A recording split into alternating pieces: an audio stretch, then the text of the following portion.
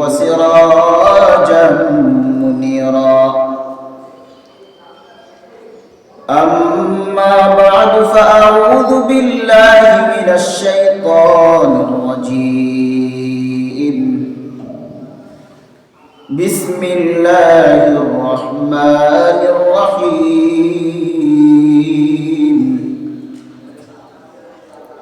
يا أيها الذين آمنوا كتب عليكم الصيام كما كتب على الذين من قبلكم لعلكم تتقون. وقال النبي صلى الله عليه وسلم: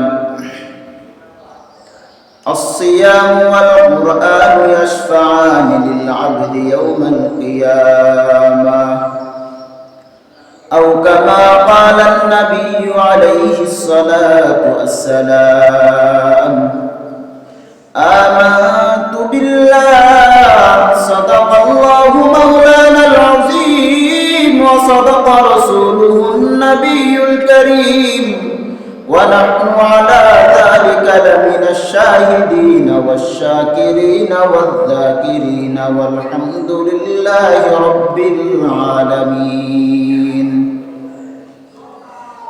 اللهم صل على محمد وعلى آل محمد كما صليت على إبراهيم وعلى آل إبراهيم إنك حميد مجيد.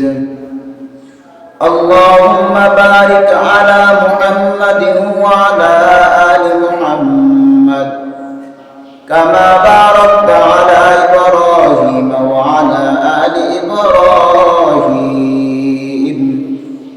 إنك حميد مجيد. আলহামদুলিল্লাহ, আল্লাহ রাব্বুল আলামিনের দরবারে লাখ কোটি শুকর, যিনি আল্লাহ পাক রব্বুল ইজ্জত ফিতনা ফাসাদের জামানায় সমস্ত ফিতনা থেকে মুক্ত করে আমাকে আপনাকে সর্বপ্রথম সবার আগে আল্লাহর ঘর মসজিদে এসে বসার তৌফিক দান করেছেন। এই জন্য আল্লাহ পাক রব্বুল ইজ্জতের নিকট শুকরিয়া জ্ঞাপন করি, আলহামদুলিল্লাহ। লক্ষ কোটি দরুদ ও সালাম প্রেরণ করি সাইয়্যিদুল মুরসালিন রাহমাতুল লিল আলামিন শাফিউল মুজনিবিন হযরত মুহাম্মদ মুস্তাফা সাল্লাল্লাহু আলাইহি ওয়াসাল্লামের উপর। মুহতারাম সামিঈন, আমি আপনাদের সামনে আল্লাহ পাক রব্বুল ইজ্জতের কালামুল্লাহ শরীফ থেকে একখানা আয়াত তিলাওয়াত করেছি। রাসূল আকরাম সাল্লাল্লাহু আলাইহি ওয়াসাল্লামের অসংখ্য হাদিস থেকে একখানা হাদিস বর্ণনা করেছি। আল্লাহ যদি তৌফিক দান করেন উক্ত আয়াত এবং হাদিসকে সামনে রেখে কিছু কথা বলার চেষ্টা করব ইনশাআল্লাহ। মুহতারাম সামিঈন, এখন যে মাস চলতেছে সেটা হলো রমজান মাস। আল্লাহ পাক রব্বুল আলামিন কোরআন কারীমের মধ্যে বলেন: فَمَنْ شَهِدَ مِنْكُمُ الشَّهْرَ فَلْيَصُمْ। আল্লাহ বলেন, আমার বান্দাদের মধ্য থেকে যে বান্দা রমজান মাসকে পাবে সে রমজান মাসের মধ্যে রোজা রাখে। যে বান্দা, যে ব্যক্তি রমজান মাসকে পাবে সে বান্দা, সেই ব্যক্তি যেন রমজান মাসের মধ্যে রোজা রাখে। আল্লাহ রাব্বুল আলামিনের নির্দেশ। এখন আল্লাহ রাব্বুল আলামিন রমজান মাসের মধ্যে রোজা রাখার নির্দেশ কেন দিলেন? রোজা বান্দার উপর ফরজ কেন বললেন? রোজা কি শুধু আখিরি পয়গম্বরের উম্মতের উপর, আমাদের উপরে ফরজ হয়েছে নাকি আগে থেকে ফরজ ছিল? আল্লাহ রাব্বুল আলামিন বলেন: ইয়া আইয়ুহাল্লাযীনা আমানু কুতিবা আলাইকুমুস সিয়াম। আল্লাহ পাক রব্বুল আলামিন বলেন, ইয়া আইয়ুহাল্লাযীনা আমানু কুতিবা আলাইকুমুস সিয়াম। হে ঈমানদারগণ, তোমাদের উপর রোজাকে ফরজ করা হয়েছে। কামা কুতিবা আলাল্লাযীনা মিন ক্বাবলিকুম লাআল্লাকুম তাত্তাকুন। আল্লাহ বলেন, শুধু তোমাদের উপর রোজাকে ফরজ করা হয়েছে বিষয়টা এমন নয়। কামা কুতিবা আলাল্লাযীনা মিন ক্বাবলিকুম, তোমাদের পূর্ববর্তী যারা ছিল তাদের উপর রোজা ফরজ ছিল। কেন রোজাকে ফরজ করা হয়েছে? আল্লাহ বলেন, লাআল্লাকুম তাত্তাকুন, যাতে তোমরা মুত্তাকি হতে পারো, আল্লাহ রব্বুল আলামিন ইমানদারদেরকে বলেন তোমাদের উপর রোজা ফরজ যাতে তোমরা মুত্তাকি হতে পারো। যে ব্যক্তি রোজা রাখবে সে মুত্তাকি হবে, আল্লাহ ওয়ালা হয়ে যাবে। এখন কথা হলো রোজা রাখলে আল্লাহ ওয়ালা কিভাবে হবে?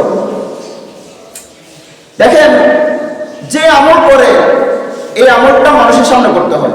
মানুষ নামাজ পড়লেও আরেকজনে দেখে, যাকাত দিলেও আরেকজনে দেখে, হজ করতে গেলেও আরেকজনে দেখে। কিন্তু রোজা এমন একটা ইবাদত, মানুষকে রোজা আছে নাকি না এটা কেউ বলতে পারবে।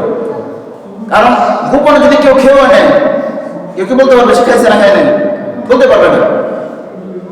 রোজা এমন একটা ইবাদত যেটা একমাত্র আল্লাহকে খুশি করার জন্য করা হয়। নামাজও তো আল্লাহকে খুশি করার জন্য করা হয়, কিন্তু এর মধ্যে লোক দেখানোর একটা ভাব আছে।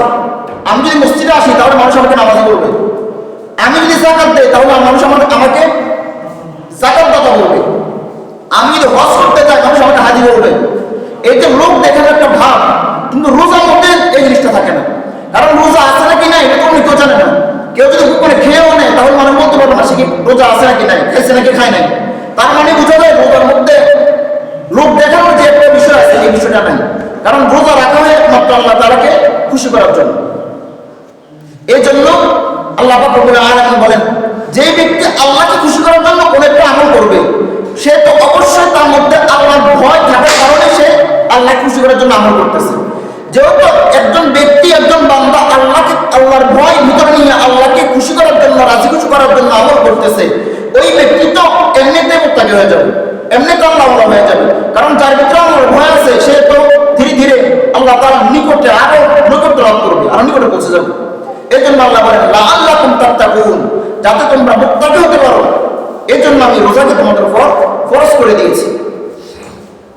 আল্লাহ পাক রব্বুল আলামিন রাসূল সাল্লাল্লাহু আলাইহি ওয়াসাল্লাম একটা হাদিসের মধ্যে বলেন, হাদিসে কুদসি আল্লাহ পাক রব্বুল আলামিন বলেছেন, আল্লাহ বলেন কুল্লু আমালি বানি ইবনে আদম, কুল্লু আমালি ইবনে আদম, বনি আদমের আদম সন্তানের সব আমল সে তার জন্য করে, ইল্লা সিয়াম, তবে রোজা সেটা আমার জন্য করে। বনি আদমের সব আমল সে নিজের জন্য করে, তবে রোজা যেটা আছে সেটা আমার জন্য করে। এই জন্য আল্লাহ বলেন আসিয়ামু লি, হাদিসে কুদসির মধ্যে আল্লাহ বলেন আসিয়ামু লি, রোজা আমার জন্য, ওয়া আনা আজজি বি, আমি আল্লাহ নিজে রোজার প্রতিদান দেব। যেহেতু বান্দা রোজাটাকে আমার জন্য রাখে, অতএব আমি আল্লাহ নিজে এই রোজার প্রতিদান দেব। এখন একটা কোম্পানির মধ্যে প্রতি মাসে কোম্পানির মালিক ম্যানেজারকে দিয়ে অথবা অন্য কাউকে দিয়ে কোম্পানির বেতন পাঠিয়ে দেয়, আদায় করে দেয়। এখন কোম্পানির মালিক বলতেছে ঈদের সময় যেহেতু একটা গুরুত্বপূর্ণ দিন, ওই ঈদের বেতনটা আমি মালিক নিজের হাতে দেব।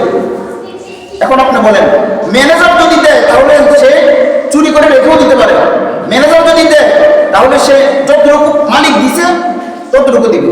কিন্তু একজন মালিক যদি দেয় তাহলে সে একটু বাড়তি দেওয়ার চেষ্টা করবে, বেশি দেওয়ার চেষ্টা করবে, কারণ কম পক্ষে তার একটা সুনাম রাখার জন্য বেশি দেওয়ার চেষ্টা করবে। এখন যে জিনিস আল্লাহ রাব্বুল আলামিন বলেন আসিয়ামু লি ওয়া আনা আজজি বি, আমি আল্লাহ রোজা আমার জন্য, আমি আল্লাহ নিজে রোজার প্রতিদান দেব।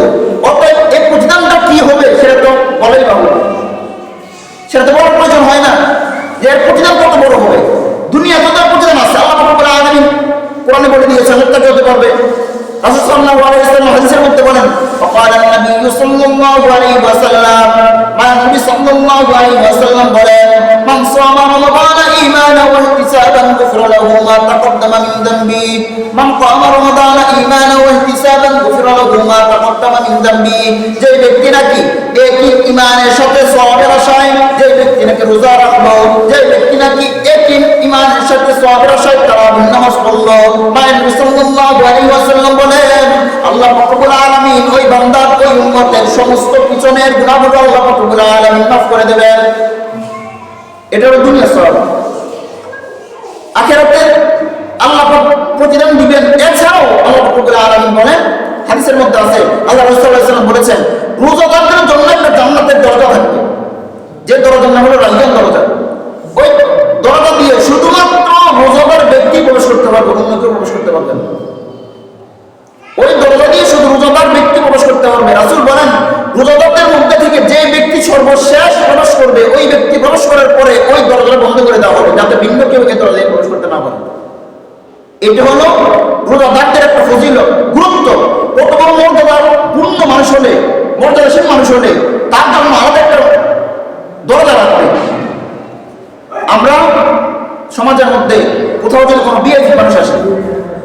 জন্য আলাদা ব্যবস্থা থাকে, তার জন্য আলাদা অনেক জায়গার মধ্যে আলাদা গেট রাখে, শুধু বিয়ের মানুষের দিক দিয়ে ঢুকতে। এখন আল্লাহ রাব্বুল আলামিনের কাছে রোজাদার ব্যক্তির কত গুরুত্ব, কত মর্যাদা। আল্লাহ রাব্বুল আলামিন রোজাদারদের জন্য একটা জান্নাতের দরজাই রেখে দিয়েছেন, যে দরজা দিয়ে শুধুমাত্র রোজাদার প্রবেশ করতে পারবে, অন্য কেউ প্রবেশ করতে পারবে না। এই জন্য আমাদের পরিপূর্ণতার সাথে সঠিকভাবে আমাদের রোজা রাখতে হবে। আমাদের রোজাটা যেন ভালোভাবে আদায় হয় সেদিকে খেয়াল রাখতে হবে। কারণ কিয়ামতের দিন রোজা যদি সঠিক হয়, রোজা যদি ভালোমতো আদায় হয়, এই রোজা কিয়ামতের দিন ওই বান্দার জন্য, রোজাদারের জন্য আল্লাহ রাব্বুল আলামিনের কাছে সুপারিশ করবে। আল্লাহ রাসূল সাল্লাল্লাহু আলাইহি ওয়াসাল্লাম বলেন, الصيام والقرآن يشفعان للعبد يوم القيامة। মায়ানবী নবী সাল্লাল্লাহু আলাইহি ওয়াসাল্লাম বলেন, রোজা এবং কোরআন কিয়ামতের দিন আল্লাহ রাব্বুল আলামিনের কাছে সুপারিশ করবে। অতএব যে রোজা পরিপূর্ণভাবে আদায় হয়েছে ওই রোজা সুপারিশ করবে, আর যে রোজাটা আমরা নষ্ট করে ফেলেছি ওই রোজা তো নিজেই নষ্ট, ওই রোজা তো সুপারিশ করতে পারবে না। মায়ানবী নবী সাল্লাল্লাহু আলাইহি ওয়াসাল্লামের একটা হাদিস আছে, রাসূল সাল্লাল্লাহু আলাইহি ওয়াসাল্লাম বলেন, وقال النبي صلى الله عليه وسلم মায়ানবী নবী সাল্লাল্লাহু আলাইহি ওয়াসাল্লাম বলেন, আসিয়ামু জুন্নাতুন, রোজা হলো একটা ঢালের মতো। যুদ্ধের মধ্যে গেলে প্রতিপক্ষের আঘাত থেকে বাঁচার জন্য যেমন নাকি ঢাল ব্যবহার করা হয়, রাসূল বলেন রোজা হলো একটা ঢালের মতো। আসিয়ামু জুন্নাতুন, রোজা হলো ঢালের মতো। মা লাম ইউখলিকাহা, যতক্ষণ পর্যন্ত ওই ঢালটাকে ছিদ্র না করা হবে। একটা ঢাল যদি ছিদ্র থাকে তাহলে প্রতিপক্ষের আঘাত ওই ছিদ্র দিয়ে চলে আসতে পারে। যদি কোনো একটা ঢাল পরিপূর্ণ থাকে, সুন্দর থাকে, ঠিকঠাক থাকে, তাহলে প্রতিপক্ষের আঘাতকে, এই ঢালটা প্রতিপক্ষের আঘাত থেকে ওই ব্যক্তিকে রক্ষা করবে। আল্লাহ রাসূল বলেন, আসিয়ামু জুন্নাতুন, রোজা হলো ঢালের মতো। মা লাম ইউখলিকাহা, যতক্ষণ পর্যন্ত ওই রোজাকে ছিদ্র করা না হবে। কিলা লাহু, রাসূল সাল্লাল্লাহু আলাইহি সাল্লামকে জিজ্ঞেস করা হলো, কিসের মাধ্যমে রোজাকে ছিদ্র করা হবে? রাসূল সাল্লাল্লাহু আলাইহি সাল্লাম বলেন, বিকাযিবাতিন, মিথ্যা বলার মাধ্যমে রোজাকে ছিদ্র করা হবে। আও বিগীবাতিন, গীবত করার মাধ্যমে, অন্যের গীবত করার মাধ্যমে রোজাকে ছিদ্র করা হবে। এখন বোঝা যায় একজন রোজাদার ব্যক্তি যতক্ষণ পর্যন্ত অন্যের গীবত না করবে, যতক্ষণ পর্যন্ত মিথ্যা না বলবে, ততক্ষণ পর্যন্ত রোজা তার সঠিক থাকবে। কিন্তু মিথ্যা করে ফেললে, অন্যের গীবত করে ফেললে, তাহলে তার রোজা ছিদ্র, একটা জিনিস যেমন ছিদ্র হয়ে যায়, তার রোজাটাও ছিদ্র হয়ে যায়, তার রোজাটা পরিপূর্ণ আদায় হয় না। এই জন্য আমাদের এই বিষয়ের দিকে খেয়াল রাখতে হবে, যাতে আমাদের মাধ্যমে কোনো মিথ্যা কথা বের না হয়। মিথ্যা কথা তো সব সময় হারাম, সব সময় না যায়। রমজানের সময় আরো বেশি গুরুতর, আরো বেশি খারাপ। আমাদের মাধ্যমে যাতে অন্যের গীবত করা না হয়। রাসূল সাল্লাল্লাহু আলাইহি ওয়াসাল্লাম তার হাদিসের মধ্যে বলেন, وقال النبي صلى الله عليه وسلم الغيبة أشد من الزنا। গীবত এটা জিনা থেকেও খারাপ, গীবত এটা জিনা থেকেও খারাপ। আপনি দোকানপাটে বসে আল্লাহ রাসূল সাল্লাল্লাহু আলাইহি ওয়াসাল্লাম বলেন, রমজানের মধ্যে আল্লাহ রাব্বুল আলামিন শয়তানকে বন্দী করে রাখেন। রমজানের মধ্যে আল্লাহ রাব্বুল আলামিন জিনদেরকে বন্দী করে রাখেন, শিকল দিয়ে বেঁধে রাখেন। জান্নাতের দরজা খুলে দেন, জাহান্নামের দরজা বন্ধ করে দেন। এখন শয়তান তো বন্ধ, মানুষের অভ্যাস বলে একটা বিষয় আছে। রমজানের মধ্যে দেখবেন দোকানপাটের মধ্যে, রমজানের আগে যে ব্যক্তি দোকানপাটের মধ্যে গীবতের আসর বসাতো, রমজানের মধ্যে ওই ব্যক্তি দোকানপাটের মধ্যে গীবতের আসর বসে। রমজানের আগে যে ব্যক্তি মিথ্যা কথা বলতো, রমজানের মধ্যে ওই ব্যক্তি মিথ্যা কথা বলে। আর বলে কি, আল্লাহ যদি শয়তানকে বন্দী করে রাখতো তাহলে কি আমরা মিথ্যা কথা বলতে পারতাম? আল্লাহ যদি শয়তানকে বন্দী করে রাখতো তাহলে কি আমরা গীবত করতে পারতাম? চোরের উপর বাটপাড়ি, নিজের দোষ স্বীকার করবে না, সবসময় কিভাবে বাঁচা যায় এ চিন্তা করে। এই যে রমজানের মধ্যে মানুষ গীবত করে, রমজানের মধ্যে মানুষ মিথ্যা কথা বলে, এটা হলো তার অভ্যাসের কারণে। ওই যে বাকি 11 মাস সে অভ্যাস অনুযায়ী মিথ্যা কথা বলে আসছে, এর জন্য রমজানের মধ্যে ছাড়তে পারে না। রমজানের মধ্যে যে ব্যক্তি গীবত করে সেটা তার অভ্যাসের কারণে। ওই যে বাকি 11 মাস গীবত করে আসছে, অন্যের পিছনে লেগে আসছে, রমজানের মধ্যে এসেও সে গীবত ছাড়তে পারে না। দেখেন, একটা মুমিনের, একটা মানুষের, একটা মুসলমানের রোজা শুরু হয় মুখের মাধ্যমে। সাহরি খেয়ে রোজা শুরু হয়, রোজা শেষ হয় মুখের মাধ্যমে, ইফতার করে রোজা শেষ হয়। আর রোজাটাকে ছিদ্র করা হয় মুখের মাধ্যমে, মিথ্যা কথা মুখ দিয়ে বলে, গীবত মুখ দিয়ে করে। রোজাকে ছিদ্র করা হয় মুখের মাধ্যমে, রোজা শুরু করা হয় মুখের মাধ্যমে, রোজাকে শেষ করা হয় মুখের মাধ্যমে, রোজাকে ছিদ্র করা হয়, নষ্ট করা হয় মুখের মাধ্যমে। এই জন্য তো রাসূল সাল্লাল্লাহু আলাইহি ওয়াসাল্লাম বলেন, আল্লাহ রাসূল বলেন, আল মুসলিমু মান সালিমাল মুসলিমুনা মিন লিসানিহি ওয়া ইয়াদিহি। রাসূল বলেন, খাঁটি মুসলমান ওই ব্যক্তি যার মুখ এবং হাত থেকে অপর মুসলমান ব্যক্তি নিরাপদ থাকে।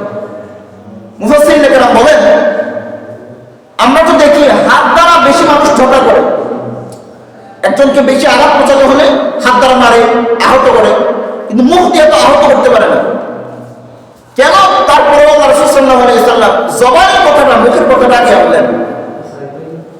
এই হাদিসে ব্যাখ্যা করতে গিয়ে বলেন, মুখের কথা আগে আনছে এই জন্য, কারণ যদিও হাত দ্বারা মানুষকে জখম করতে পারে, কিন্তু মুখের জখম যেটা দেখা যায় না, এই দৃশ্য জখমের তুলনায় অদৃশ্য জখম যেটা, সেটা বেশি গুরুতর, সেটা বেশি খারাপ। কেন? কিভাবে? আপনি একজনকে একটা থাপ্পড় দিলেন, এই থাপ্পড়ের দাগ যতক্ষণ আছে এতক্ষণ পর্যন্ত সে এটা সহ্য করবে। কিন্তু একজন মানুষ বিদেশে থাকে, দূরে থাকে, তাকে আপনি হাতে মারতে পারবেন? একজন মানুষ বিদেশে থাকে, আপনার দূরে থাকে, তাকে আপনি হাতে আঘাত করতে পারবেন? পারবেন না। কিন্তু জবান এমন একটা জিনিস, সে যদি বিদেশেও থাকে তাহলে আপনি এখান থেকে তাকে জবানের মধ্যে আঘাত করতে পারবেন। জবান এমন একটা জিনিস, সাধারণত মানুষ মহিলাদের উপর আঘাত করে না, কিন্তু জবান এমন একটা জিনিস যে জবান মহিলাদেরও ছাড়ে না। জবান এত খারাপ একটা জিনিস, যেহেতু জবানের মাধ্যমে দূরবর্তী মানুষ হোক, কাছের মানুষ হোক, সবাইকে আঘাত পৌঁছানো যায়, সবাইকে কষ্ট দেওয়া যায়। এই জন্য রাসূল বলেন, আল মুসলিমু মান সালিমাল মুসলিমুনা মিন লিসানিহি ওয়া ইয়াদিহি। খাঁটি মুসলমান ওই ব্যক্তি যার জবান এবং হাত থেকে অপর মুসলমান নিরাপদ থাকে।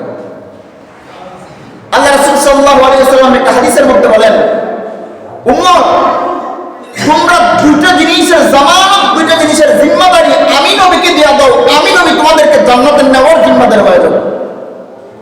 দুইটা জিনিসের জিম্মাদার আমি নবীকে বানিয়ে দাও, আমি নবী তোমাদেরকে জান্নাতে নেওয়ার জিম্মাদার হয়ে যাবে।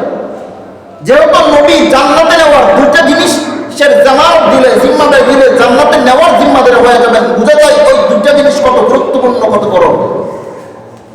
সাহাবায়ে কেরাম প্রশ্ন করলেন, এমন কোন দুটো জিনিস রাসূল, যে দুটো জিনিস আপনাকে দিলে আপনি আমাদেরকে জান্নাতে নেওয়ার জিম্মাদার হয়ে যাবেন?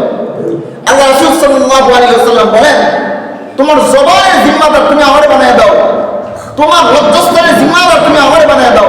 তুমি যদি জবানের হেফাজত করতে পারো, তুমি যদি লজ্জাস্থানের হেফাজত করতে পারো, এই দুটো জিনিসের হেফাজতের জিম্মাদার যদি তুমি হয়ে যাও, আমাকে জামানত দাও, তাহলে আমি নবী তোমাদেরকে জান্নাতে নেওয়ার জিম্মাদার হয়ে যাবে। এর দ্বারা বোঝা যায় জবান যত খারাপ কাজ আছে তার মূল যে বিষয়গুলো, এর মধ্যে একটা হলো জবান। মানুষের গীবত করে জবানের মাধ্যমে, মিথ্যা বলে জবানের মাধ্যমে, গালি দেয় জবানের মাধ্যমে, একে অপরের বদনাম করে জবানের মাধ্যমে, চগলখড়ি করে জবানের মাধ্যমে, যা কিছু করে সবকিছু মূলে আছে জবান। কারণ একজন মানুষের যদি জবান যদি বন্ধ হয়ে যায়, তাহলে তার মধ্যে, তার দ্বারা গুনাহের কাজ খুব কম হবে। কারণ মিথ্যা বলতে জবানের প্রয়োজন, গীবত করতে জবানের প্রয়োজন, চগলখড়ি করতে জবানের প্রয়োজন, একে অপরের বদনাম করতে জবানের প্রয়োজন। একজনকে যদি সে কুপ্রস্তাব দেয়, কুপ্রস্তাব দিতেও তো জবানের প্রয়োজন। এই জন্য বোঝা যায় জবানের হেফাজত বড় একটা জিনিস। এই জন্য রাসূল বলেন, যতক্ষণ পর্যন্ত তোমরা রোজা নামক ধানকে মিথ্যা বলার মাধ্যমে এবং গীবতের মাধ্যমে ছিদ্র না করবা, ততক্ষণ পর্যন্ত তোমাদের রোজা ধান হয়ে ব্যবহার হতে হবে। এর দ্বারা বোঝা যায় রমজানকে খুব সাবধানতার সাথে আমাদের হেফাজত করতে হবে। আল্লাহ রাসূল সাল্লাল্লাহু আলাইহি ওয়াসাল্লাম হাদিসের মধ্যে বলেন, রোজা যেদিন শুরু হয়, এই রমজানের শুরুর রাতের মধ্যে আল্লাহ পাক রব্বুল আলামিন প্রথম আসমানে এসে বান্দাকে ডাকে, বান্দাকে বলে, ইয়া বাগিয়াশ শাররি আকসির, হে অনিষ্টতার দিকে অগ্রসরকারী, খারাপের দিকে অগ্রসরকারী, এখানে থেমে যাও। ইয়া হে কল্যাণের দিকে অগ্রসরকারী, ভালোর দিকে অগ্রসরকারী, তুমি সামনে অগ্রসর হও। কারণ রমজান মাস এমন একটা মাস, যে রমজান মাসের মধ্যে মানুষ ভালো কাজগুলো করার প্রতি উদ্বুদ্ধ হয়। যে রমজান মাসের মধ্যে আল্লাহ রাব্বুল আলামিন মানুষকে ভালো কাজ, বান্দাদেরকে ভালো কাজ করার প্রতি উদ্বুদ্ধ করেছেন। রমজান মাস এমন একটা মাস, যে রমজান মাসের মধ্যে রাসূল উম্মতদেরকে খারাপ কাজ করা থেকে বিরত থাকতে বলেছেন। রমজান মাস এমন একটা মাস, যে রমজান মাসের মধ্যে আল্লাহ রাসূল সাল্লাল্লাহু আলাইহি ওয়াসাল্লাম তার উম্মতদেরকে যত খারাপ বিষয়াদি আছে সবগুলো থেকে বিরত থাকতে বলেছেন। এই জন্য আমাদের উচিত রমজান মাসকে উসিলা করে হলেও যত খারাপ কাজ আছে সবগুলো থেকে নিজেকে বিরত রাখা। আল্লাহ রাসূল সাল্লাল্লাহু আলাইহি ওয়াসাল্লাম এক হাদিসের মধ্যে বলেন, আমার উম্মত যখন সাহারি খাবে, শেষ যখন সাহারি খাবে, রাসূল বলেন নিয়ামা সুহুরুল মুমিনি তামামা, একজন মুমিন খেজুর দ্বারা সাহারি করা কত না উত্তম। এর দ্বারা বোঝা যায় রমজান মাসের মধ্যে শেষ রাত্রে সাহারি অন্য কিছু তো খাবেনি, এক দুটো খেজুরের মাধ্যমে সাহারি করাও আল্লাহ রাসূলের সুন্নাত, উত্তম সওয়াবের কাজ। এই জন্য আমরা যাদের সামর্থ্য আছে চেষ্টা করবো রমজান মাসের মধ্যে কমপক্ষে রাসূলের সুন্নাত আদায় করতে হলেও, আদায় করার জন্য হলেও শেষ রাতের মধ্যে এক দুটো করে হলেও খেজুর খাওয়া। আল্লাহ রাসূল সাল্লাল্লাহু আলাইহি ওয়াসাল্লাম এক হাদিসের মধ্যে বলেন, এটা সব ক্ষেত্রে একজন মানুষ, একজন বান্দা, একজন উম্মত সে যদি ভালো কাজ করে তার কাজটা কবুল হতেও পারে নাও হতে পারে, সে নিশ্চিত করে বলতে পারবে না। কিন্তু একজন বান্দা আসলে একজন উম্মত যদি কোনো আরেকজনকে আরেকজনের মাধ্যমে একটা ভালো কাজ করায়, তার কাজটাতে নিশ্চিত আল্লাহর কাছে কবুল হয়েছে, সে যে নিশ্চিত আর একটা সব পাইছে, এটা তো নিশ্চিত। আপনি নিজে নামাজ পড়ছেন, আপনার নামাজ কবুল হয়েছে নাকি হয় না এটা আপনি বলতে পারবেন, কিন্তু আরেকজনকে নামাজে নিয়ে আসছেন, তার নামাজের সব আপনি নিশ্চিত পাইছেন, এটা তো ঠিক, এটা তো নিশ্চিত, আপনি নিশ্চিতভাবে বলতে পারবেন। হযরত আলী রাদিয়াল্লাহু তাআলা আনহু সহ অনেক সাহাবী রাসূলের সামনে উপবিষ্ট। রাসূল সাল্লাল্লাহু আলাইহি ওয়াসাল্লাম বললেন, তোমাদের মধ্য থেকে কে এমন আছো যে নিশ্চিতভাবে বলতে পারবা যে তোমাদের নামাজ আল্লাহ তাআলার কাছে কবুল হয়েছে? কোন সাহাবী হাত তুলেন, কারণ এটা তো আল্লাহ পাক রব্বুল আলামিনের বিষয়। আল্লাহ পাক কার নামাজ কবুল করবেন, কার নামাজ কবুল করবেন না, এটা আল্লাহ তাআলার কাছে। কোন সাহাবী হাত তুলেন না। মাঝখান থেকে হযরত আলী রাদিয়াল্লাহু তাআলা তিনি হাত দিয়ে বলেন, ইয়া রাসূলুল্লাহ সাল্লাল্লাহু আলাইহি ওয়াসাল্লাম, আমি আছি এমন ব্যক্তি যে ব্যক্তি নিশ্চিত করে বলতে পারবো যে আমার নামাজ আল্লাহর কাছে কবুল হয়েছে। রাসূল সাল্লাল্লাহু আলাইহি ওয়াসাল্লাম সহ বাকি সাহাবাগণ অবাক হয়ে গেছে, কিরে কার নামাজ কবুল করছেন না করছেন না এটা আল্লাহর বিষয়, আল্লাহ তাকে জানাবেন, সে জানবে যে তোমার নামাজ কবুল হয়েছে। এখন আলী রাদিয়াল্লাহু তাআলা উনি তো কোনো নবী না যে ওনার কাছে হয়ে আসছে। রাসূল প্রশ্ন করছেন, আচ্ছা আলী তুমি কিভাবে জানো যে তোমার নামাজ কবুল হয়েছে?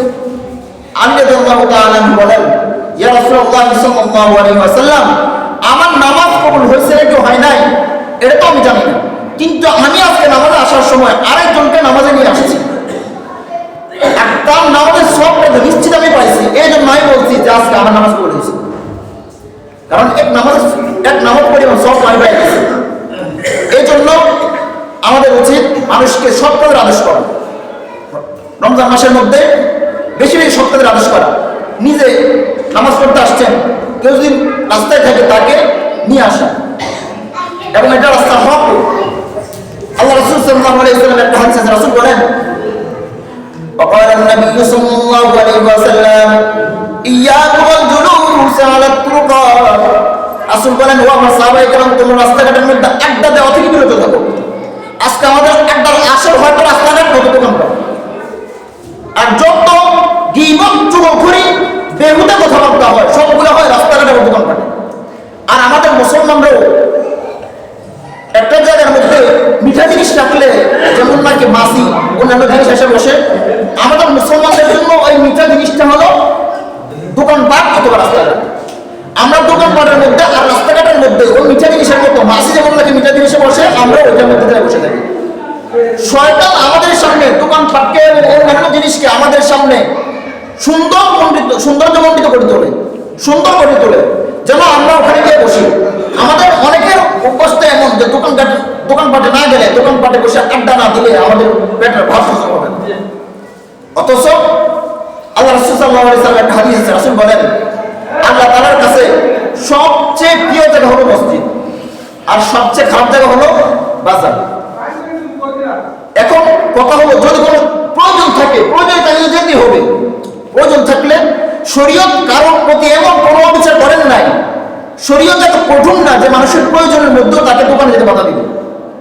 এটা হলো যতক্ষণ প্রয়োজন আছে ততক্ষণ পর্যন্ত সে দোকানে যেতে পারবে, কিন্তু যত প্রয়োজন না থাকে অপ্রয়োজন কারণে দোকান পাটের মধ্যে বসে, বিগত আসরের মধ্যে বসে, বেহুদা কথাবার্তার মধ্যে বসে যদি কোনো সময় নষ্ট করে, তাহলে শরীয়ত, এক্ষেত্রে শরীয়তের কথা হলো ওই ব্যক্তি অবশ্যই গুনাহগার হবে এবং সেই ব্যক্তি দুনিয়ার মধ্যে সবচেয়ে নিকৃষ্ট জায়গার মধ্যে বসে আছে। এই জন্য আমাদের উচিত দোকানপাটের মধ্যে আড্ডা না দেওয়া বেশি বেশি। রাসূল সাল্লাল্লাহু আলাইহি ওয়াসাল্লাম বলেন, ও সাহাবায়ে কেরাম, তোমরা দোকানপাটের মধ্যে বসে আড্ডা দিবা না। ইয়াকু জুলুস আলা তুরুকা। সাহাবায়ে কেরাম বলেন, ইয়া রাসূলুল্লাহ, আমাদের তো দ্বীনি কথাবার্তা বলার জন্য রাস্তাঘাটের মধ্যে একটু বসতে হয়, আসর জমাতে হয়। রাসূল সাল্লাল্লাহু আলাইহি ওয়াসাল্লাম বলেন, হ্যাঁ, যদি কোন দ্বীনি কথাবার্তা বলতে রাস্তাঘাটের মধ্যে আসর বসাতেই হয়, তাহলে রাস্তার হক আদায় করো। সাহাবায়ে কেরাম হয়ে গেছে, কি রে, মানুষের হক আছে, জীবজন্তু হক আছে, রাস্তা এটা তো চলতে পারে না, কথা বলতে পারে না, এটার হক কি? রাসূল সাল্লাল্লাহু আলাইহি ওয়াসাল্লাম বলেন, হ্যাঁ, রাস্তার হক আছে। রাস্তার এক নম্বর হক হলো রাস্তা দিয়ে চলার সময় তোমার নজরকে তুমি নিচে দিয়ে চলবা, নজর উপরে করে চলবা না, যে বেগানা নারী কোন দিক দিয়ে যায় এটা দেখার জন্য রাস্তার চারপাশে তাকাইবা, এমনটা করবা না, এটা রাস্তার হক নষ্ট হয়। রাস্তার হক হলো নজর নিচের দিক দিয়ে চলবা। রাস্তার 2 নম্বর হক হলো রাস্তাঘাটের মধ্যে যদি কোনো এমন কষ্টদায়ক জিনিস থাকে, এমন কষ্টদায়ক জিনিস থাকে যে কষ্টদায়ক জিনিসের কারণে, কষ্টদায়ক জিনিসটা তুমি দেখছো, অপর ভাই এর মাধ্যমে কষ্ট পেতে পারে, তুমি ওই কষ্টদায়ক জিনিসটা রাস্তা থেকে সরিয়ে দেওয়া, এটা রাস্তার হক। আল্লাহ রাসূল সাল্লাল্লাহু আলাইহি ওয়াসাল্লাম বলেন, ঈমানে এক হাদিসের মধ্যে আছে 70 থেকে অধিক শাখা আছে, আরেক হাদিসের মধ্যে আছে 60 থেকে অধিক ঈমানের শাখা আছে। ঈমানের সর্বোচ্চ শাখা হলো লা ইলাহা ইল্লাল্লাহ, আর সর্বনিম্ন শাখা হলো ইমাতাতুল আযা আনিত তরিক, রাস্তা থেকে কষ্টদায়ক কোনো জিনিসকে সরিয়ে দেওয়া ঈমানের সর্বনিম্ন স্তর। এখন কোনো ব্যক্তি রাস্তার মধ্যে কষ্টদায়ক কোনো জিনিস দেখেছে কিন্তু তার সরাই নাই, ওই জিনিসটা রাস্তা থেকে সরাই দেয় নাই, ফেলে দেয় নাই, তার মানে বোঝা যায় ঈমানের সর্বনিম্ন স্তর যেটা আছে এটাও তার মধ্যে নাই। যদি কোনো ঈমানের সর্বনিম্ন স্তরটা তার মধ্যে থাকতো, তাহলে অবশ্যই সে রাস্তা থেকে কষ্টদায়ক জিনিসটা সরিয়ে দিত। প্রথম কথাটা হলো এটা ঈমানের সর্বনিম্ন স্তর। দ্বিতীয় কথা হলো রাস্তার হক। আপনি রাস্তা দিয়ে চলছেন, রাস্তার হক আদায় না করলে আল্লাহ রাব্বুল আলামিনের কাছে তার জবাব দিতে হবে, কেন রাস্তার হক আদায় করলেন না। রাস্তার 3 নম্বর হক হলো কোনো ব্যক্তিকে দেখলে সালাম দেওয়া। আজকে আমাদের সমাজের মধ্যে এমন অনেক আছে, এবং আপনাদের এখানের মধ্যে আমার সামনে এমন অনেকে বসছে, আমি সালাম দেই, মানে এমন মানুষকে সালাম দিতে একটু রুচিতে বাঁধে। আমি সালাম দিলাম, হে কেমন মানে একটা ভাব সামনে দাঁড়ায় থাকে, সালাম উত্তরটা নেয় না, মানে কতটুকু নির্লজ্জ, কতটুকু বেহায়া। একজন মুসলমানকে সালাম দেওয়া এটা কিন্তু ওয়াজিব না, সালাম দেওয়া ওয়াজিব না, কিন্তু সালাম দিলে সালাম উত্তর নেওয়া ওয়াজিব। আমি সালাম দিলাম এবং অনেকে আসে আমাদেরকে বলে, হুজুর কোন ব্যক্তিকে আমরা সালাম দেই, ওই ব্যক্তি উত্তর নেন। এখানে ব্যাপার কোন ব্যক্তিকে আমরা সালাম দেই, উত্তর নেন। মানে কতটুকু বিবেকহীন হলে কোনো মুসলমান, তো এটা কোনো মুসলমানের ক্ষেত্রে এটা কল্পনা করা যায় না। একজন মুসলমান ওয়াজিব কাজ তরক করবে, ওয়াজিব কাজ ছেড়ে দিবে। একজন মুসলমান রাসূলের সুন্নাহ বানিয়ে হাজি তামাশা করবে, একজন মুসলমান রাসূলের সুন্নাহ বানিয়ে জ্ঞান তামাশা করবে, তুচ্ছ তাচ্ছিল্য করবে। এটা কোন মুসলমানের কাছে তো এই বিষয়টা খুবই মানে অনাকাঙ্ক্ষিত। কোনো মুসলমান থেকে এই বিষয়টা প্রকাশ পাবে, এটা তো খুব হতাশাজনক বিষয়। এমন অনেকজন আছে সালাম দিলে সালাম উত্তর দেন। আমরা এই বিষয়টা লক্ষ্য রাখার চেষ্টা করবো। প্রথম কথা হলো রাস্তার হক। আপনার উচিত ছিল সালাম দেওয়া, কিন্তু আরেকজন সালাম দিচ্ছে, আপনি সালাম উত্তরটা দিতেছেন। রাস্তার 4 নম্বর হক হলো আল আমরু বিল মারুফ, মানুষকে সৎ কাজের প্রতি আদেশ করা। আপনি মসজিদে আসতেছেন, কাউকে রাস্তায় পাইছেন, তাকে বলা চলো আমরা নামাজ পড়ে আসি। রাস্তার 5 নম্বর হক হলো আন নাহয়ু আনিল মুনকার, মানুষকে খারাপ কাজ থেকে, অসৎ কাজ থেকে বাধা প্রদান করা। একজন নামাজ পড়তেছে না, তাকে বলো নামাজ পড়তে আসি, এটা যেমন সৎ কাজের আদেশ, সে যে অসৎ কাজটা করতেছিল, নামাজ থেকে বিরত থাকতেছিল, এটা অসৎ কাজ থেকে বিরত রাখা। কেউ রমজান মাসের মধ্যে রমজানের সাথে যায় না এমন কোনো কাজ করতেছে, আপনি তাকে ওর থেকে বাধা দিলেন যে তুমি কাজটা করো না। তো এর থেকে বোঝা যায় যে রাস্তার হক আমাদেরকে আদায় করতে হবে। আর একটা মানুষ যখন ভালো কাজ করে, অপরে ভালো কাজ করতে বলে, তাহলে অপরজন যদি ভালো কাজ করে সেটা সওয়াব পায়। এই জন্য রমজান মাসের মধ্যে রাসূল সাল্লাল্লাহু আলাইহি ওয়াসাল্লাম হাদিসের মধ্যে বলেন, রমজান মাসের মধ্যে কেউ যদি আরেকজনকে ইফতার করায়, তাহলে এর যে কি সওয়াব, এটা অবর্ণনীয়। প্রথম কথা হলো, সে আরেকজনকে ইফতার করালে সে ব্যক্তি অনেক সওয়াবের অধিকার হবে। এই জন্য আমরা রমজানের মধ্যে আরেকজনকে ইফতার করানোর চেষ্টা করব। যদি সামর্থ্য না কুলায়, তাহলে আরেকজনকে ইফতার করানো সুন্নাত, সওয়াবের কাজ।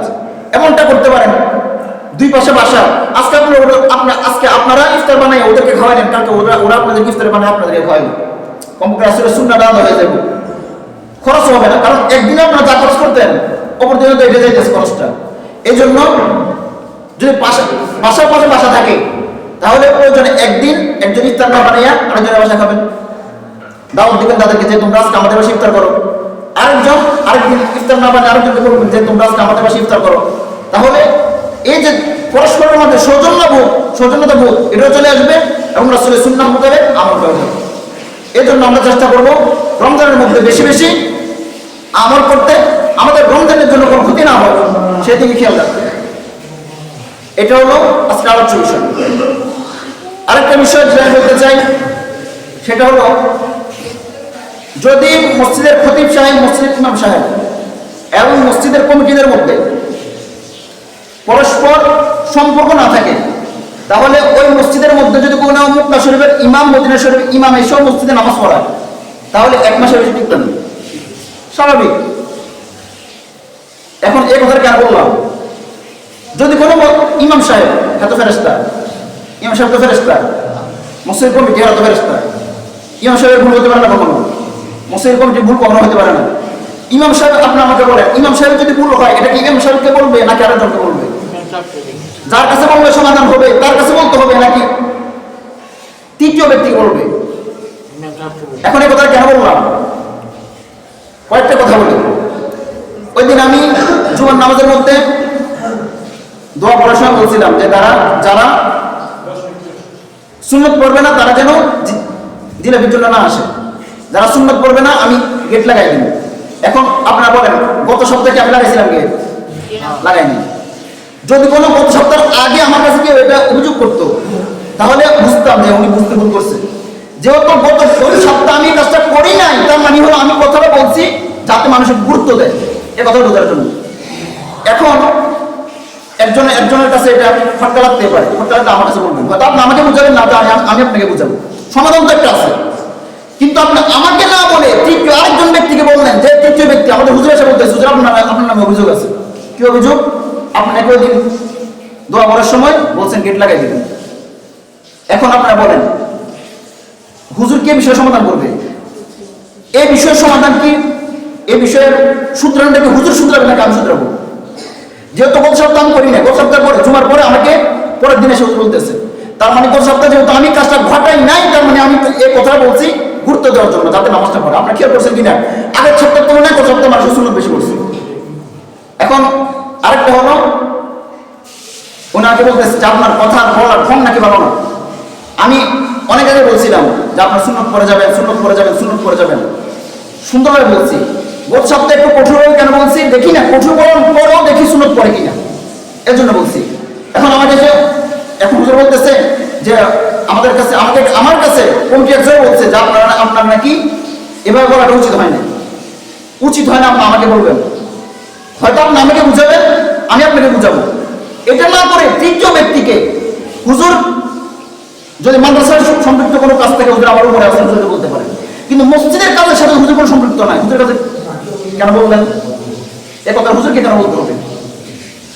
আর আপনারা কি মনে করেন, ওই দিন আমি মানে যারা জমা পড়ছেন ওদের কাছে আমি জিজ্ঞাসা করতে চাই, ওই দিন আমি যেভাবে কথাটা বলছি, কথা একটু কঠোরভাবে বলছি, লাশ শরম নাই, লজ্জা নাই, এভাবে বলার রাইট, এভাবে বলার অধিকার আমার আছে কিনা? তাহলে একজন মসজিদের কমিটি উনি কিভাবে তৃতীয় একটা ব্যক্তিকে আমার ব্যাপারে বলতে পারেন? আরেকটা বিষয় হলো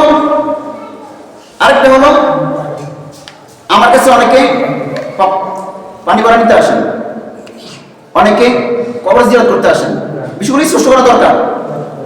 এখন কমিটির ওই লোকটাকে বলছে হুজুর এই বিষয়টা ঠিক করতেছেন, বিষয়টা আপনি যদি আমার কাছে বলতেন তাহলে আমি বলতাম তারা কোন সময় আমার কাছে পানি ভরা নিতে আসে, কোন সময় আমার কাছে কবর জিয়ারতের জন্য আসে। এখন আপনি আমার কাছে না বলার কারণে যে হুজুরের কাছে বলছেন ওই হুজুর তো জানে না বিষয়গুলো। এখন ওই হুজুর কিভাবে হুজুরের বিষয়টা খারাপ করতেছে? বিষয়টা এমন হয়ে গেছে চিলে কান মিলে বলে চিলের পিছনে চলে হাত দিয়ে দেখানো তো আছে কিনা কান। এখন আপনি আমাকে বলেন, আপনার এখানে মসজিদের কমিটি আছে, মাদ্রাসা কমিটি আছে, আমি আপনার কাছে জিজ্ঞাসা করতে চাই, কেউ যে মাদ্রাসার টাইমের মধ্যে আমার কাছে পানি করার জন্য আসে, কবর জিয়ারতের জন্য আসে, তাহলে এই ওনার কবর জিয়ারতের ডাকে যাওয়া, ওনার পানি করা দেওয়াটা এটার জন্য আমার জন্য উচিত হবে নাকি হবে না? বলেন, আপনারা বলেন। কারণ এখানে একটা ছাত্রের হক নষ্ট হয়নি। একজন আপনাদের কবরস্থান তো দুইটা, এখানেও আছে মসজিদ, বাজারও আছে। এখন আমার কাছে আগে আসছিল কয়েকজন বাজার কবরস্থানে যাইতে জিয়ারত করতে মানসার টাইমে। আমি ওনাদেরকে বলছি এখন তো আমার সব টাইম নেই, আপনারা অত তোমার পরে মানসার টাইমের আগে আসেন, অত মানসার টাইমের পরে আসেন। আমি ওখানে যাইনি, হয়তো এই অভিযোগটা ওনাদের কাছে গেছে, কমিটিদের কাছে। এখন আমি এখানে থাকি বেতনের জন্য, মানসার কমিটি যদি আমাকে বলে মানসার টাইম যদি কেউ কবর জিয়ারত করতে আসে আপনি যাবেন, মানসার টাইম যদি কেউ পানি ভরা নিতে আসে আপনি দিবেন, আমার দিতে অসুবিধা আছে? আমি তো চাইতাম না এই জন্য যাতে ছাত্রদের ছেলেদের হক নষ্ট না হয়। এখন কমিটির আমার কথার আমার এই কাজের প্রতিবাদ করা মানে হলো কমিটিও চায় ছাত্রদের ছেলেদের হক নষ্ট হোক, আপনি কবর জিয়ারত যান। কি বলেন? আমি যে মানুষের টাইমের মধ্যে কবর জিয়ারত করতে যাই নাই, আমি তো মানুষের টাইমের মধ্যে পানি ভরা দিই নাই, এটা আমি ভুল করছি না ঠিক করছি? তাহলে এই কাজের মধ্যে একজন কমিটি প্রতিবাদ কিভাবে করে? এখানে কমিটির দোষ কি? হয়তো কমিটির কাছে বলছে যে আমরা পানি ভরার জন্য যাই, ওনার দেয় না, কবর জিয়ারতের জন্য যাই, দেয় না, কোন সময় যাই এটা বলে না। এখন কমিটি যদি আমাকে বলতো যে আপনি দেন না কেন, তাহলে আমি বলতাম যে মানুষের টাইমের মধ্যে আসে, মুক্ত টাইমের মধ্যে আসে। আমি ওনাদেরকে বলি হয়তো মুক্ত টাইমের পরে আসে, মানুষের টাইম পরে আসেন, মানুষের টাইমে পরে আসছে, মুক্ত টাইম পরে আসছে পানি ভরার জন্য, আমি ফিরে এনেছি, এমন কেউ বলতে পারবে না। এখন আমার কাছে না বলে তৃতীয় ব্যক্তির কাছে বলার মাধ্যমে বিষয়টি স্পষ্ট হয় না। আরেকজন আসছে একবার জোরের টাইমে, আমি খাবার খেতেছি ওই সময় একজন এসে বলতেছে হুজুর, হ্যাঁ বলতেছে জিয়াদের যে হুজুর আসেন, একজন মহিলা দাঁড়ায় আছে, খাবার খাইতেছি আমি বলতেছি তুমি যাও বলো যে হুজুরে খাবার খাইতেছে পরে আসতে। এখন ও মহিলা নাকি রাগে বের ফায়ার, কেন আসলো না? এখন আপনি বলেন আমি কি বললাম? আমার কি ব্যক্তিগত কাজ নাই? আপনার কি মনে করেন আপনারা আমার জায়গা থেকে কি করতেন? খাবার ছাড়ে ওই মহিলাটাকে যাইতেন? আমিও মহিলাকে বলছি যে আমি ওকে বলছি তাই গিয়ে বলো মহিলাকে যে আমি খাবার খাওয়ার পরে আসো। এখন খাবার ছাইড়ে আমি যাই না, এটা ভুল করছি? এখন এটা যদি কমিটির কাছে অভিযোগ দেয়, কমিটি যদি আমার কাছে না জিজ্ঞাসা করে বিষয়টা, তাহলে এটা স্পষ্ট কিভাবে হবে? আরেকটা বিষয়, ওই দিন একটা ছেলে এখানে বসছে, আমি তাকে ইশারা করে 5-7 বার নিষেধ করছি, তুমি এটা কেন করতেছো? এখন তাকে একটা থাপ্পড় দিছি, এটা আপনাদের ইগুতে লাগছে, আমার সামনে একটা দুষ্টামি করতেছে, আমি 7-8 বার নিষেধ করতেছি, এটা আপনি ইগুতে লাগে না? আমি তাকে থাপ্পড় দিছি, এটা আপনার বিবেকে বেঁধে গেছে, আচ্ছা আমার সামনে দুষ্টামি করতেছে, আপনার সামনে বসে দুষ্টামি করতেছে, এত বড় দুষ্টামি করতেছে, আপনাদের ইগুতে লাগে না? আমার খুব দেখতে মন চাই সমস্ত বিবেকমান লোকদেরকে, কেউ যদি এমন অভিযোগ থাকে তাহলে আমাকে বলবেন, আমি শুধরাই তো নিই, আর একটা দেখবো আপনার কারণ এই সমস্ত বিবেকমান এবং ইগুলার লোকগুলোকে দেখতে আমার খুব ভালো লাগে, যাদের ইগুগুলোর মধ্যে এর দুষ্টামিটা লাগে না, ইমাম সাহেব থাকো দিচ্ছে লাগে গেছে। আর সর্বোপরি বিষয় হলো যেটাই হোক, আমার কথা হলো কমিটির মান সম্মান থাকুক আর না থাকুক, আমি মানুষের আমার মান সম্মান আছে, আপনি মসজিদের মধ্যে আমাকে রাখবেন না রাখবেন এই অধিকার আপনার আছে, কিন্তু আমার আত্মসম্মানে আঘাত লাগে, আমার আত্মসম্মান নষ্ট করবেন, ক্ষুণ্ণ করবেন, এই অধিকার আমি আপনাকে দিই। আমি আপনার সাথে চুক্তি করে আসি না যে আমাকে মৃত্যু পর্যন্ত এখানে থাকতে হবে, আপনি আমার সাথে চুক্তি করে রাখেন না যে হুজুর মৃত্যু পর্যন্ত আমার এখানে রাখতে হবে। অতএব আমার ভালো না লাগবে, আমাকে ভালো না লাগবে বলে দেবেন, হুজুর আপনার ভালো লাগে না, আপনি দামটা 1 মাস সময় দিবেন, কারণ আমার সাথে কথা হয়েছে যে 1 মাস সময় দিবেন, 1 মাস সময় দিবেন, আপনারা দেখেন খেদমত। আমি চলে গেলে আমার থেকে বড় আলেম, আমার থেকে বড় হুজুর এখানে আসবে, স্বাভাবিক আসতে পারে, আপনাদের হুজুরও অভাব হবে না, আমি যদি এখানে থেকে চলে যাই আমার চাকরির অভাব হবে না, এটা নিশ্চিত আমার চাকরির অভাব হবে না। অতএব আমার আত্মসম্মানে আঘাত হানলে মসজিদের কমিটিও হোক অথবা সরকার হোক, প্রধানমন্ত্রী হোক, যে হোক, আমি তাকে বিন্দু পরিমাণ, এক চুল পরিমাণ ছাড় দিব না। এখানে যদি এই যে বিষয়গুলো বললাম, এগুলো যদি কমিটির লোক আমাকে বলতো, আমি কমিটির লোককে বলতাম, তাহলে কি একা বলতে হতো এগুলো? তাহলে এই যে এই বিষয়গুলো এখানে বলতে হতো না। এগুলা